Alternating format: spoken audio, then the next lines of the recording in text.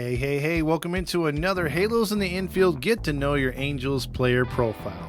It's on these player profiles that we talk about the 60th anniversary of the Angels, where they dropped the ball in telling you the stories of many baseball players who came through the system over the years and had big impacts on the team, maybe not in the winning sense, but stats-wise, and were fan favorites all along. However, the Angels this year did not highlight most of these players, but we're going to talk about one that's pretty famous, and that's actually in the Angels Hall of Fame, and that is the one, the only, Mike Witt.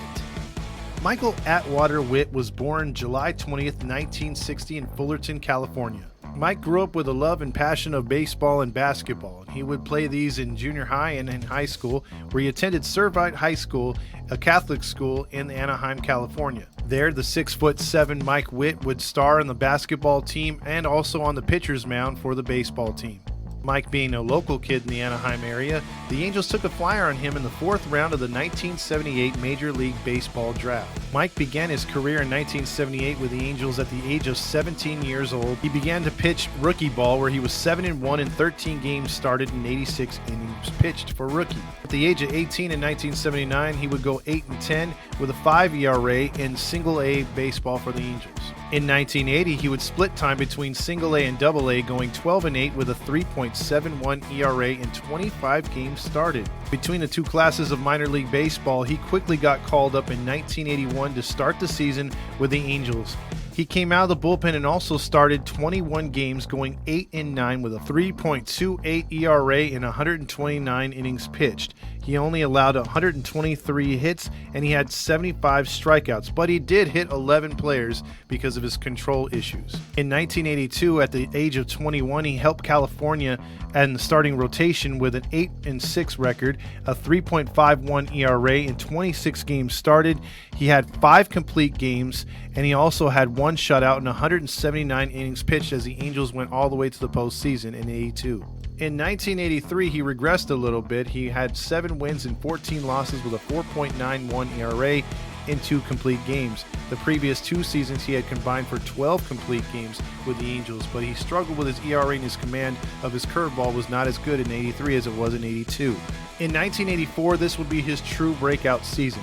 Not only was his strikeouts double with his innings pitched, or match his innings pitched, the 6'7" starter would find the command of his curveball, and he would rack up the strikeouts. And on July 23rd of 1984, he struck out 16 Seattle Mariners in a complete Game 5 hitter against the Seattle Mariners.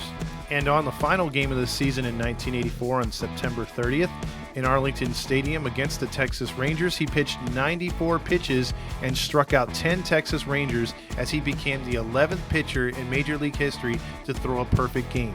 From the years of 1984 to 1987, Witt led the Angels in wins, strikeouts, innings pitched, complete games. His best season was in 1986, when he was named Most Valuable Player after compiling 18 wins with a 2.84 earned run average, finishing third behind Roger Clemens and Teddy Higuera for the American League Cy Young Award in that season.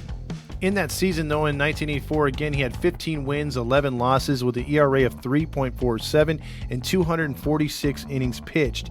He had 196 strikeouts as well. In 1985, he came back with a 15-9 record with a 3.56 ERA and 250 innings pitched with 180 strikeouts. In 1986, once again, Mike Witt had his best year of his career at the age of 25. He was totally dominant, almost got the Cy Young like we said earlier. He had 18 wins and 10 losses with a 2.84 ERA in 34 games started, a whopping 269 innings pitched, along with 208 strikeouts. He was totally dominant as the Angels made a long run, and he was instrumental in the postseason against the Red Sox. Was also an All-Star that year in 1986, and again in 1987 as he was 16-14 with a straight 4 ERA in 36 games started, with a 247 innings pitched and almost 200 strikeouts once again. In 1988, at the age of 27, he was 13-16 with a 4 ERA and 249 innings pitched, and again 133 strikeouts as he continued his dominance. And through this domination time, he had compiled 11 complete games. In 1989, though, his stuff seemed to fall off at the age of 28. He went 9-15 with a 4.54 ERA, still pitched 220 innings worth and had 123 strikeouts, but his strikeouts had been going down over the last few years. In 1990 season with the Angels, he was having injury issues and was 0-3 off the start, but had a 1.77 ERA in 20 innings pitched.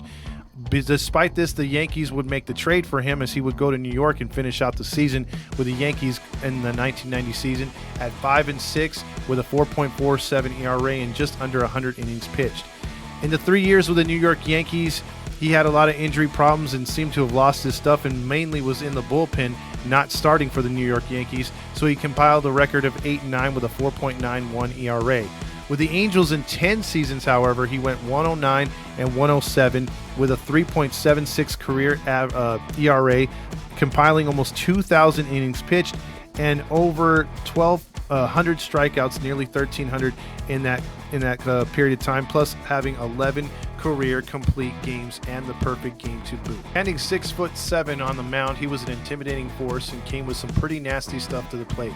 He pitched really well for the Angels in his time with the Angels, helping them make the postseason on a couple of occasions and getting very close on others. Two-time All-Star, pitched great for the Angels and went into the Hall of Fame for the Angels just a couple of seasons ago. In the 80s, the Angels had a lot of success, and a lot of it had to do with their strong pitching at times, being put together with guys like Bert Blyleven, Mike Witt, Kirk McCaskill, Chuck Finley, Jim Abbott, and Mark Langston, amongst others. Because of these pitchers and the fact that there was no wild card, it just seems to make you as an Angel fan scratch your head and wonder what could have been if the Angels would have made those postseason runs a little bit more memorable by getting to the World Series and maybe winning a couple of them, or if having another extra playoff spot, the Angels could have did more and got deeper into the postseason. I guess we'll never know, but for now, this has been another Get to Know Your Angels player profile by Halos in the Infield.